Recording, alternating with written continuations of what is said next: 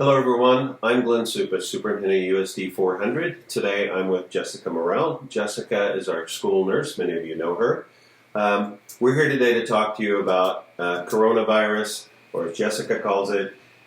It's COVID-19. It's a new virus that was identified. It's a new strain that came about in 2019, which is causing some concern because it causes some severe illnesses and death in some people that are older. And we're still learning about it. Yes, there's new information coming out every day. Well, what is the school doing about it? I guess that's what we want to talk to you about, to let you know where we are and how we're trying to stay updated and keep you updated as well. Schools can close, but we just had a meeting with our commissioner yesterday, and he informed all the superintendents that schools can close, but the health department needs to shut them down in order for us to take advantage of some options we might have. If the health department, and I would assume that would be the county health department, in our case, McPherson County, closes our school, maybe because we have, why would they close our school? Because we have somebody in the school or in the area maybe? Yes, if there were to be, say, a couple identified cases in the school setting, they might want to close just to make sure that we're doing everything to prevent the spread elsewhere in the community. So if they close our school, then we don't know how long that will be. The State Department tells us it will probably be at least 14 days. And if that happens, of course, you'll be notified, and we will get the word out through parent notification system and social media. And our communication is much better now than it was 10 years ago, so you'll certainly hear about it. There are some options that the state allows us to apply for.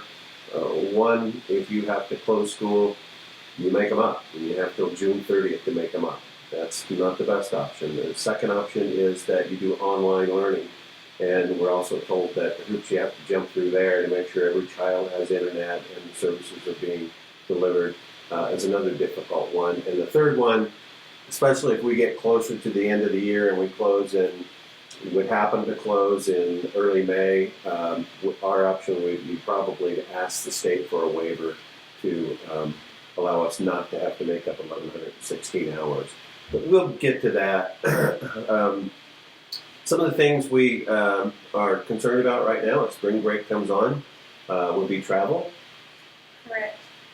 If you can cancel travel, that is a good option, just because it is so new, and we're just trying to prevent others developing the virus and being in contact with those that don't even know that they have it. In specific locations, like large groups of people, and yes, they're saying try to avoid groups of people over 250, 500. Things are closing down to try to prevent the spread, just because it is so new. And if people have traveled a long distance or they're a highly populated area, you come back and you don't feel well, what would you recommend? If you don't feel well, the recommendation right now is to contact the health department or call your local hospital and report the symptoms prior to just going in there. That way they have a heads up and they can get a test if it is required for you. They don't want you to just walk right in, do they? One of the pieces of information that we're shooting out today, which is Friday, is the closure of the district during spring break. Students are going to be notified. Parents, if you haven't already, before you saw the video, were notified that we're locking down tight from midnight Saturday, from Sunday to Sunday. The buildings will be locked down and fully disinfected, as well as our buses. We think we've been doing a pretty good job of it right now.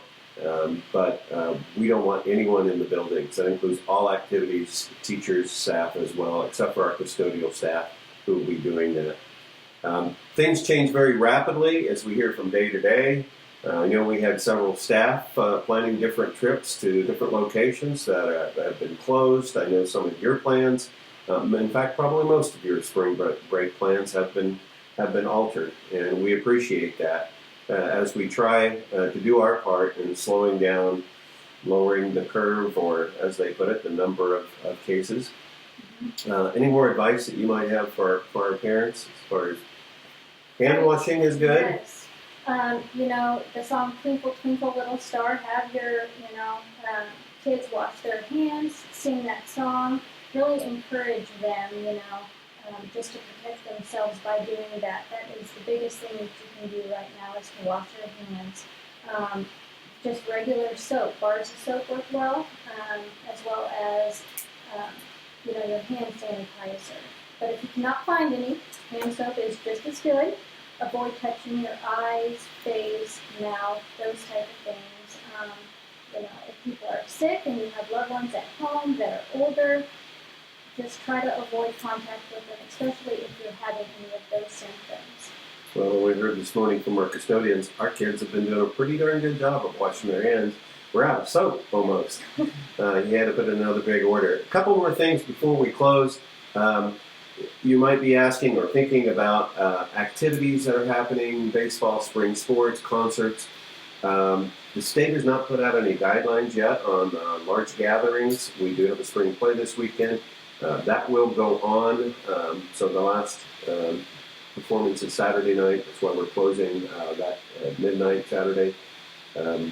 So those things will be local decisions, and we will just play them as they come. Outdoor practices are going to be allowed over spring break, no indoor practices, and things change from day to day so fast. We're not sure what Keisha is going to do, Kansas State High School Activities Association, as far as spring sports for our kids. We're hoping to keep things as normal as possible, to be vigilant, but yet put some things in place and follow good protocol. I do have a question for you. Where can parents or, just regular public go to find information from the school? Where will that be posted? Great question. I was going to mention that, Jessica. I forgot. We will have some information on our website. We'll make it easy for you to find. We'll try to keep that updated. If there's anything new or major that you need to see, we will shoot something out with our parent notification system. Please refer to the website or give you the message there. There are rumors about, do we even have school when we come back from spring break? What's going to happen? As of now, no school in the state of Kansas has been shut down.